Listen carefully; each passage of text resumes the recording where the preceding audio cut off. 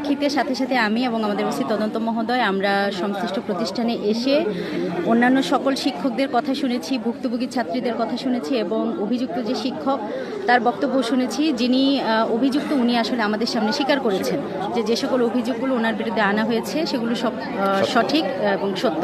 তো তার প্রেক্ষিতে আমরা ওনাকে আপাতত সাময়িকভাবে বহিষ্কার করেছি। পরবর্তীতে ওনার বিরুদ্ধে আমরা একেবারে পার্মানেন্টলি কোনো একটা ব্যবস্থা নেব।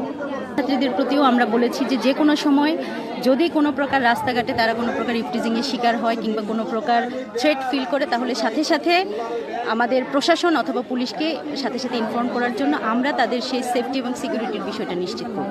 আর ভবিষ্যতে হবে না।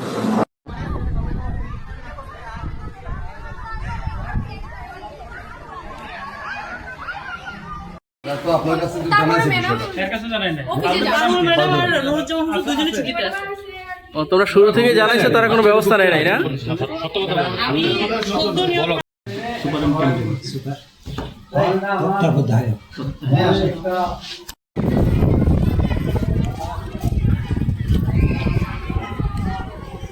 নিরাপত্তা দেওয়া আমাদের দায়িত্ব, কারণ শিক্ষার্থীরা দিনের বেশিরভাগ সময়ই প্রতিষ্ঠানে থাকে।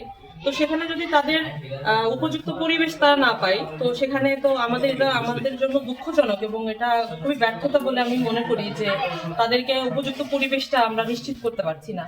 তো যদি এরকম এই ঘটনা ঘটেছে, যদি পরবর্তীতে এরকম ধরনের ঘটনা হয় বা হওয়ার মতো হয়, আমি অবশ্যই আমার পক্ষ থেকে শিক্ষার্থীদের প্রতি এটাই আহ্বান থাকবে যে অবশ্যই যেন ক্লাস টিচারকে অথবা যে কোনো টিচারকে তারা যেন জানায় এবং আমরা আমাদের ঊর্ধ্বতন যারা আছে তাদেরকে আমরা জানাবো এবং এই ধরনের ঘটনা যাতে পরবর্তীতে না হয় সে ব্যাপারে আমরা সচেষ্ট থাকবো। এবং আমাদের শিক্ষক যিনি এই ঘটনার সাথে জড়িত উনি আমাদের সহকর্মীও বটে, কিন্তু আমরা এতদিনে সে ব্যাপারে জানতাম না, আজকে আমরা জেনেছি এবং আজকে আমরা ব্যবস্থা নেওয়া হয়েছে, ওনাকে সাময়িক বরখাস্ত করা হয়েছে।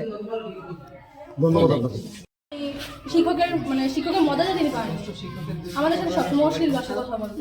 এবার তাকে আমরা জিজ্ঞাসা করতাম, হুজুর আপনার মেয়ের মতো কেন এই বলতো যে না তোর আমার মেয়ের মতো না। আমরা কয়েকটা ম্যাডাম ছিল যে তাদের কাছে বিচার দিতাম তিনি বলতো যে তারা বলতো যে তোদেরকে শালীর মতো মনে করে। আমরা কিন্তু ম্যাডাম এটা তো আমরা সুষ্ঠু বিচার চাই।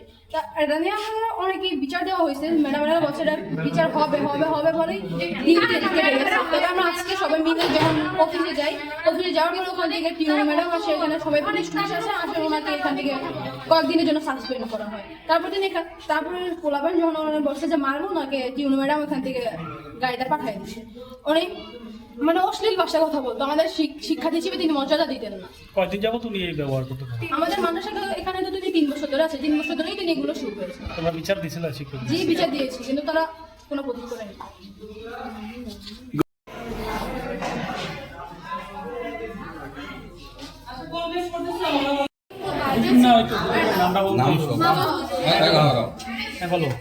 মামলাজুর ব্যাপারে আমরা অনেক কিছু ক্লাসে সে ক্লাস করাতে আসতো, ক্লাস করে অনেক বাজে ব্যবহার করতো। অনেকের বলতো তোর কাশি ঘোড়া দিলে তোদের হইয়া যাবো। তারপরে তো আমরা ওয়াশরুমে যাইতাম হেজাব টেজাব একটু ঠিক করতে, ওইখানে আয়না আছে, ওইখানে বলতো আমাদের তো ওদের পিরিয়ড হয়ে গেছে, এইসব ব্যবহার কিছু কথা বলতো। তারপর আমাদের অনেক বাজে ব্যবহার করতো, পড়ার বিষয়ে তিনি কোনো কথা বলতো না, আমাদের অন্যান্য বিষয়ে কথা বলতো। আবার বলতো প্রেগনেন্ট মহিলারা বাসতলায় গিয়ে তাদের করে পাঞ্জাবি আলহিদা দেখা সে তাদের এইসব বলতো আমাদের। আমরা বলতাম আমরা কি আপনার মেয়ের মতো না, বলতো না তোর আমার মেয়ের মতো না, এসব কথা বলতো।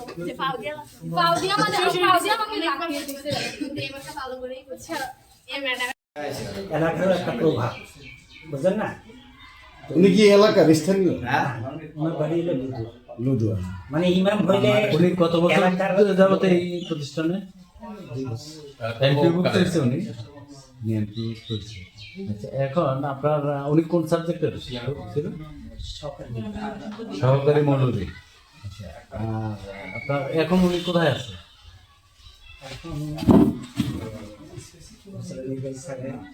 পুলিশ প্রশাসন